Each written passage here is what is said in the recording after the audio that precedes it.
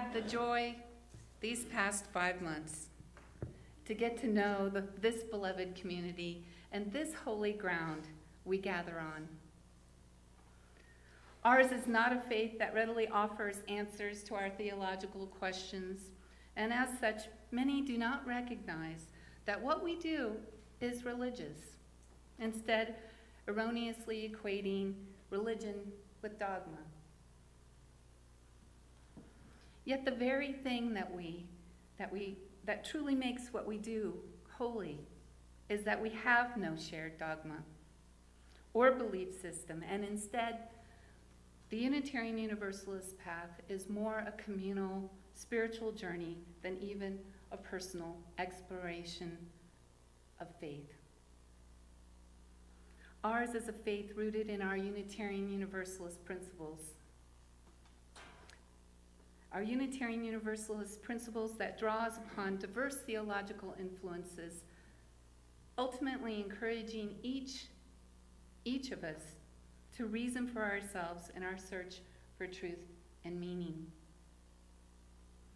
One needs only look to our building our own theology, religious curriculum, or to attend one of our Sunday morning worship services to see the diversity of theological viewpoints that we lift up for theological reflective consideration.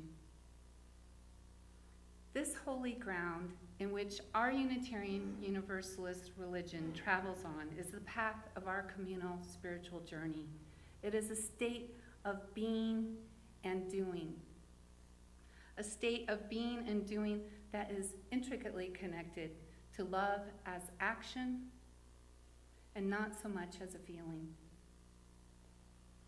Certainly, it is a state of being and doing that implies relationship.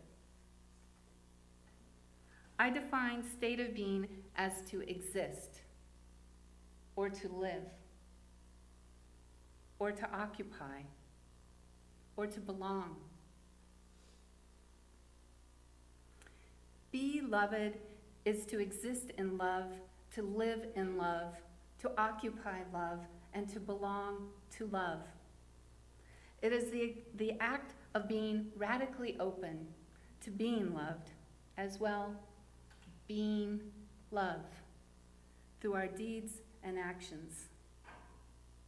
We know this well. We are a faith of deeds, not creeds. Every day since beginning my internship, I have witnessed deeds and acts that create beloved community, and they are the acts of shared ministry by our congregants, like those whose stories we have been blessed to hear this morning. These stories are but a taste of our shared ministry here at the First Unitarian Church. Through the eloquence of the late Reverend Dr. Martin Luther King Jr., our society was made really more aware of the depth of what beloved community means. For him, the end was reconciliation, redemption, creation of the beloved community. This all came to light after the Montgomery bus boycott. We face a different struggle today, but a beloved community is still an appropriate term in all our justice-seeking efforts and in our quest for living in right relationship with one another and being safe in community in the year 2012.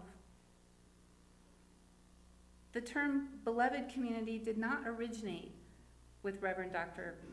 King Jr.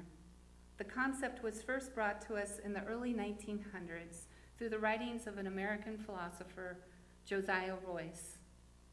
In his book, The Problem of Christianity, this is what he said. Since the office of religion is to aim towards the creation on earth of the beloved community, the future task of religion is the task of inventing and applying arts which shall win all of us over to unity, and which shall overcome our hatefulness by gracious love, not of mere individuality, but of communities. in terms of beloved community, what is different about a church? In particular, what must be different about our church, our Unitarian Universalist churches, that sets us apart from all the other sorts of communities? According to Reverend Tom Owentow, the #1 requirement for a healthy congregation is to occupy holy ground. The Occupy movement in the secular sense is struggling to make ground holy, whether it be at ground zero here or in Oakland. A church is not a social club, a hospital wing, a political action center, or even a spiritual refuge. Although all these disparate components are part of what church is. Rather, healthy congregations are primarily sites for seeking and spreading the holy. Our church is a site or a place for seeking and living the holy through our shared ministry and the acts of creating community, which requires no less than our willingness and our openness to be loved and to be love in our relationships. Where else does one go these days to find such openness to being loved and to being love? It is here. Here we occupy holy ground.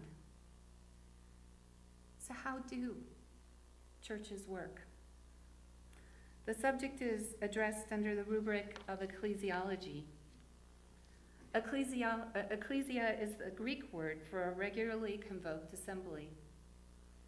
In its religious sense, it refers to people being called out of their daily routines for a sacred purpose.